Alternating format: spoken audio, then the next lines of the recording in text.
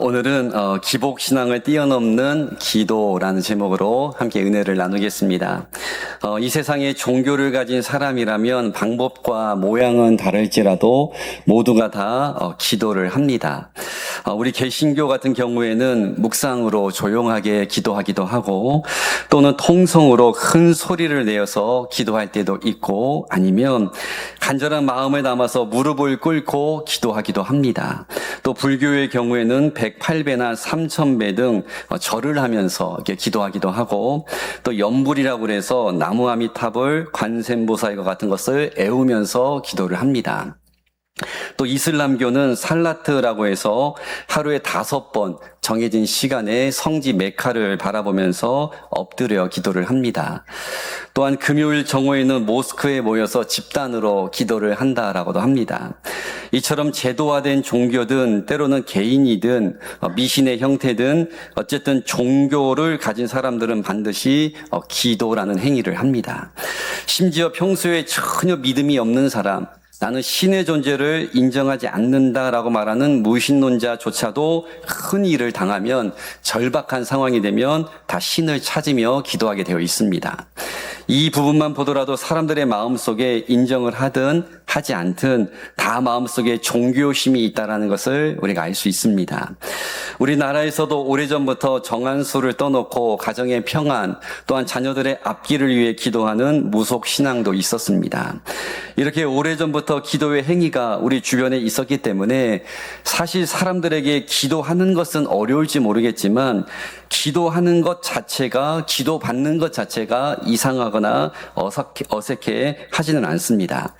그래서 저도 이전에 단기 선교를 국내나 해외로 가서 만나는 분들에게 제가 당신을 위해서 기도해주고 싶습니다, 이렇게 제안을 하면 사실 거부하기보다는 대부분 기도를 이렇게 잘 받는 모습을 볼 수가 있었습니다. 그런데 여러분, 이렇게 사람들이 기도를 잘 받고 또한 모든 종교 안에 기도라는 행위가 다 있다라는 사실을 통해서 우리가 발견할 수 있는 한 가지 사실이 있습니다. 그것은 바로 사람들의 마음 안에는 모두 기복의 마음이 있다라는 것입니다.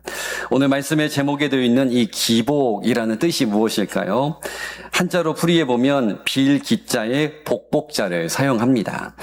그래서 그대로 한번 풀이해 보면 절대적인 존재에게 내가 복을 빈다, 이런 뜻이 기복입니다.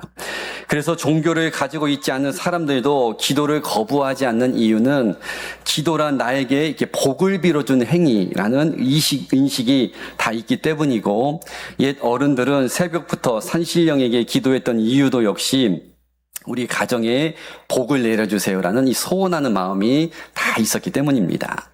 이러한 이유로 모든 종교는 어쩌면 기복신앙의 바탕을 두고 있다, 이렇게 말해도 100% 틀린 말은 아닙니다. 한마디로 내가 열심히 기도하면 내가 섬기는 신이 나에게 복을 줄 것이고, 내가 매일 정성을 들이면 내가 원하는 일이 이루어진다, 이런 마음의 바탕이 어쩌면 기도 안에 다 내재되어 있습니다. 이런 이유로 우리나라가 옛부터 제사를 중요하게 생각했던 이유도 역시 조상님들이 그 제사를 받으시고 우리 가족을 화목하게 해주고 우리의 모든 소원을 이루어준다라는 이 기복적인 신앙이 우리 사람들에게 다 바탕이 되어 있기 때문입니다. 그런데 여러분, 우리가 조금만 더 깊이 생각해 보면 이 기복신앙 안에는 아주 치명적인 함정이 있다는 사실을 발견하게 됩니다.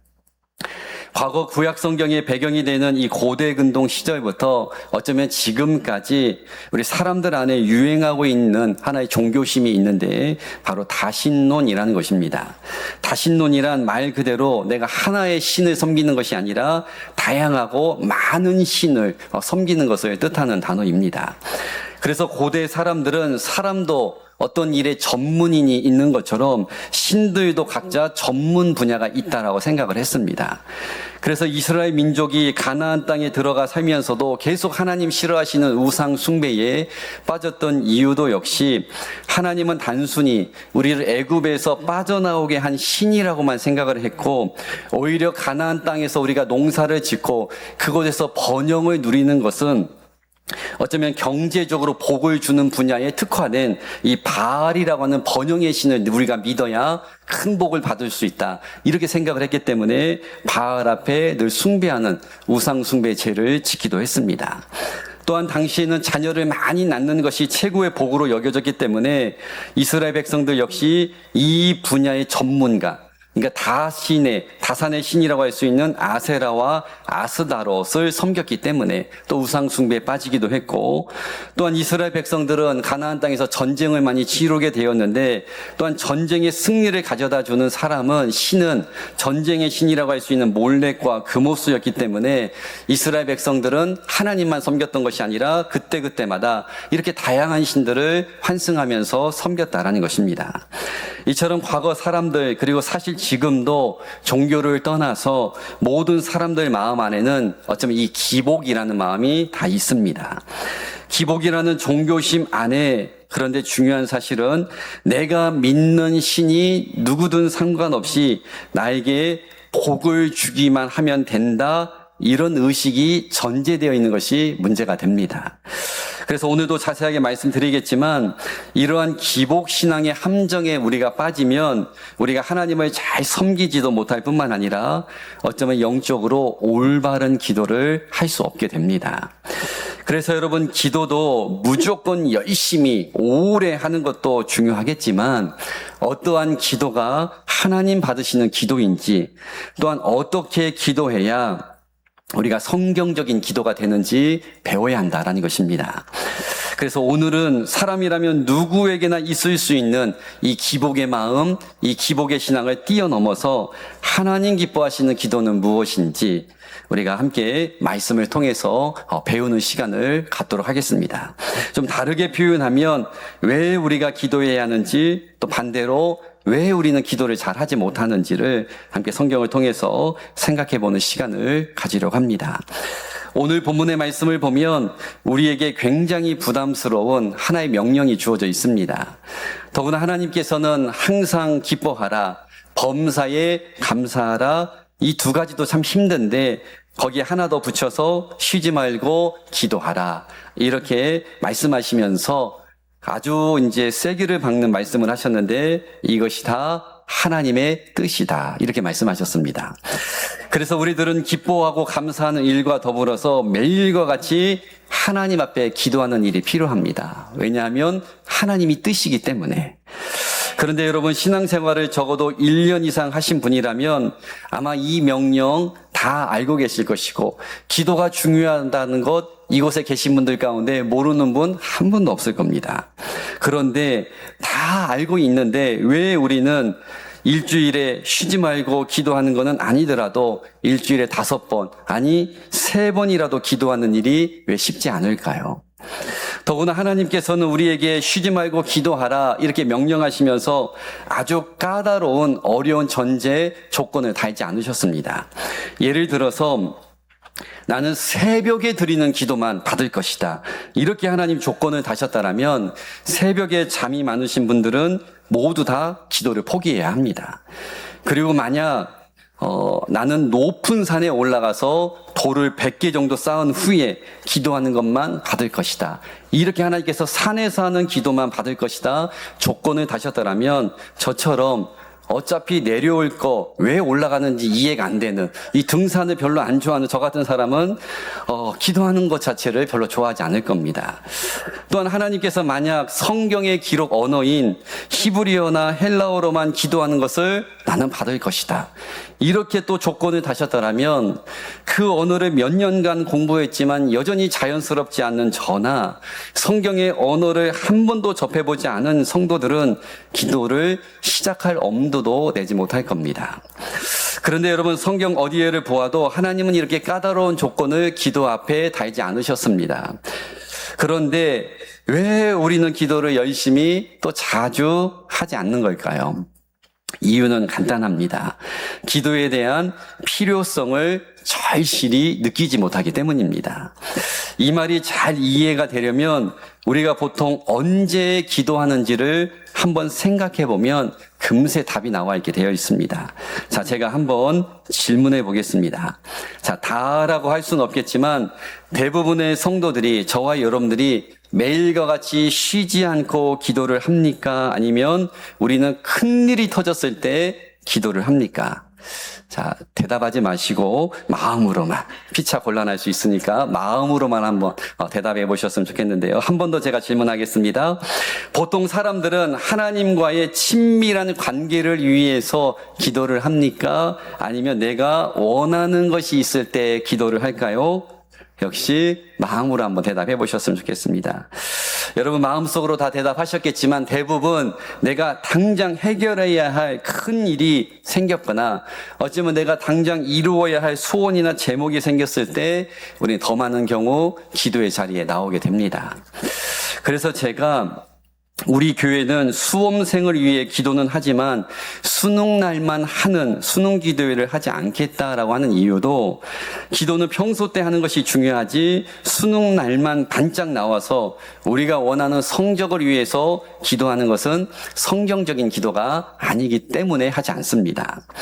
이처럼 여러분 성도임에도 기도를 내가 필요할 때에만 하는 분들이 있습니다. 그래서 평소에 삶 속에 부족함이 없고 평안하고 자녀들도 잘 되고 사업도 잘 되면 사실 잘 기도하지 않습니다. 다시 말해 쉬지 말고 기도하라는 이 하나님의 명령과 전혀 관련 없는 삶을 살아가게 되어 있습니다. 다시 말해 기도가 철저히 나의 필요에 따라서 움직이게 된다는 것입니다. 그러나 여러분 오늘 본문에서 하나님께서 쉬지 말고 기도하라 이렇게 말씀하셨는데, 이 말씀의 의미는 단순하게 365일 24시간 말 그대로 숨 쉬듯이 쉬지 말고 기도해야 한다, 이런 1차원적인 의미가 아니라, 쉬지 말고 기도하라라는 것은 매 순간 하나님의 도움을 구하며 하나님을 생각하며 하나님을 의지하는 삶을 살아가라, 이런 뜻을 가지고 있습니다. 문제가 있는 순간에만, 어려울 때만 하나님의 이름 부르지 말고, 나에게 필요한 것이 있을 때에만 기도하지 말고, 우리의 삶의 모든 영역에서 모든 순간 하나님을 바라보는 기도가 드려져야 한다는 것입니다. 여러분 성경에서 말하는 하나님께서 우리 인간을 창조하신 이유가 무엇일까요? 성경에도 분명하게 나와 있지만 하나님을 찬송하기 위해서, 다시 말해 하나님을 영화롭게 하기 위해서 우리를 창조하셨다 말씀하고 있습니다. 쉽게 말해 내 삶의 모든 영역에서, 모든 상황 속에서 나에게 주어진 모든 것을 다 동원해서 하나님을 높이는 것이 우리의 삶의 이유와 목적이라는 것입니다. 그래서 우리가 이렇게 하나님을 영화롭게 하는, 주님께 영광을 돌리는 삶을 살아가기 위해서 중요한 한 가지가 있는데, 그것은 바로 나에게 지금 현재 주어진 모든 것이 하나님으로부터 왔음을 인정하는 믿음이 먼저 있어야 합니다. 내가 이렇게 하나님의 자녀가 된 것, 하나님의 선물과 같은 구원의 은혜를 누려서 천국에 들어갈 수 있다는 것, 내가 이렇게 아름다운 가정을 이루었고 하나님의 선물과 같은 자녀를 허락받았다는 것, 또한 내가 직업을 가지고 돈을 벌고 쓰면서 이렇게 삶을 살아갈 수 있는 것 다 내 능력이 아니라, 내 지혜가 아니라 하나님이 나에게 주신 은혜임을 인정할 때에 우리의 삶이 하나님께 영광이 될 수 있다라는 것입니다. 그런데 중요한 사실은 우리가 매 순간 기도하는 것 자체가 하나님께 영광을 돌리는 행위가 된다는 것입니다. 왜냐하면 기도하는 것 자체가 내 삶의 모든 공을 하나님께 돌리는 행위가 된다는 것입니다. 그래서 우리가 몇 끼마다 식사 기도를 하는 이유가 여러분 무엇입니까? 이 음식을 주신 분이 하나님임을 인정하고 감사하는 것입니다. 또한 우리가 매주 또는 특별한 순간에, 또한 생일을 맞았을 때 감사 헌금을 드리는 이유도 무엇입니까? 이 기도의 제목에 응답하신 것, 또한 일주일 동안도 많은 사건 사고의 주인공 되지 않고 이렇게 건강하게 주일 예배 드릴 수 있는 것 하나님의 은혜입니다. 이런 믿음을 담아서 드리는 게 감사 예물이라는 것입니다. 이처럼 여러분 기도는 단순히 우리가 원하는 것을 받기 위한 기복이 되면 안 되고, 내 삶에 주어진 모든 것이 다 하나님으로부터 왔음을 인정하는 이 마음이 담긴, 다시 말해 하나님을 영화롭게 하는 도구로 드려지는 게 기도다라는 것입니다. 필요할 때만, 큰일이 생겼을 때에만 기도하는 것이 아니라 매 순간 우리는 하나님을 높여야 하기 때문에 이 기도를 통해서 때로는 내 마음이 무너진 순간에도, 때로는 내가 즐거운 일이 생겼을 때에도, 때로는 마음이 너무 힘들어서 기도조차 하고 싶지 않은 상황 속에서도 하나님을 영광을 올려드려야 하기 때문에, 하나님을 영화롭게 해야 하는 창조의 목적이 있기 때문에 끊임없이 우리는 기도를 통해서 하나님을 영화롭게 해야 한다라는 것입니다. 그러므로 제가 가끔 설교 중에 여러분들에게 나누는 문장이 있습니다. 우리가 기도하지 않는 것 자체가 교만한 것입니다. 이런 이야기를 자주 드립니다. 왜냐하면 앞서 설명드린 대로 기도하는 것 자체가 우리가 하나님을 참 도움으로, 내가 지금까지 살아온 것 다 에베네셀 하나님의 은혜였습니다. 이 고백하는 게 바로 기도의 시작이 되기 때문입니다. 그래서 기도한다는 것 자체가 겸손한 삶을 살아가는 것이기 때문에 우리는 항상 장소를 초월하고 시간을 불문하여 항상 기도하는 마음으로 살아가야 한다는 것입니다. 제가 가끔 장거리 운전을 하게 되면 제가 좋아하는 목사님의 설교나 찬양을 크게 틀어놓고 저만의 부흥회를 할 때가 있습니다. 그래서 그 순간 생각나는 사람들, 우리 성도들 위해서 기도할 때도 있고 크게 찬양하면서 은혜를 받습니다. 그래서 때로는 뜨거운 마음을 하나님이 주시면 운전하고 있어서 그러면 안 되지만 한 손을 들고 찬양하기도 하고 또 혼자 박수치면서 기도할 때도 있습니다. 이렇게 하면 졸립지도 않고 나만의 작은 공간에서 하나님을 만나는 것 같아서 너무너무 좋습니다. 즉 자동차라는 이 공간이란 초월해서 하나님께 기도를 합니다. 단 가끔 이렇게 기도에 집중하다 보면 과속 카메라를 놓치게 되어서 과태료를 내야 한다는 단점은 있습니다. 그러나 기도하는 것 자체가 또 중요하기 때문에 제가 미국에서도 한번 이렇게 기도하다가 또 경찰을 만났던 적도 있었는데 어쨌든 여러분, 오늘부터 여러분의 기도가 이렇게 장소를 초월하고 시간을 초월해서 조건적인 기도, 뭔가 나의 필요를 따라서만 내가 원하는 것이 있을 때만 기도하는 것이 아니라 항상 기도 자체가 하나님 앞에 겸손함의 표현이고 하나님을 영화롭게 하는 행위가 바로 기도다. 이런 믿음을 가지고 매일과 같이 숨을 쉬지 않고 기도하는 저와 여러분 될 수 있기를 주님의 이름으로 축복합니다. 두 번째로 우리가 배워야 하는 또 하나의 기도의 원리가 있습니다. 우리가 앞서 기복신앙이 무엇인지를 나누었지만 내가 원하는 것을 신에게 구하는 이 기복 안에는 또 하나의 중요한 함정이 있는데요. 그것은 바로 내가 원하는 것이 있어서 기도할 뿐이지 기도를 받으시는 그 대상과의 관계는 별로 우리가 중요하게 생각하지 않는다는 것입니다. 다시 말해 기도의 대상은, 즉 신은 내가 원하는 것, 내가 기도하는 내용을 나에게 자판기에서 음료수가 나오듯 주기만 하면 되는 거지, 내가 기도하는 그분과 깊은 관계를 맺는 것 별로 우리는 우선순위로 삼지 않습니다. 그런데 여러분, 성경에서 말하는 기도는 이와 정반대입니다.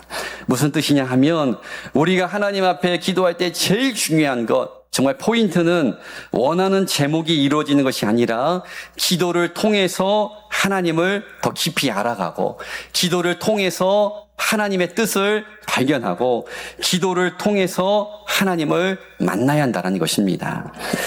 그래서 초대교회 시절 베드로가 성령을 체험했지만 그가 또한 변화가 되었지만 여전히 그가 유대인으로서 고집하고 있는, 변하지 않는 한 가지 생각이 있었습니다.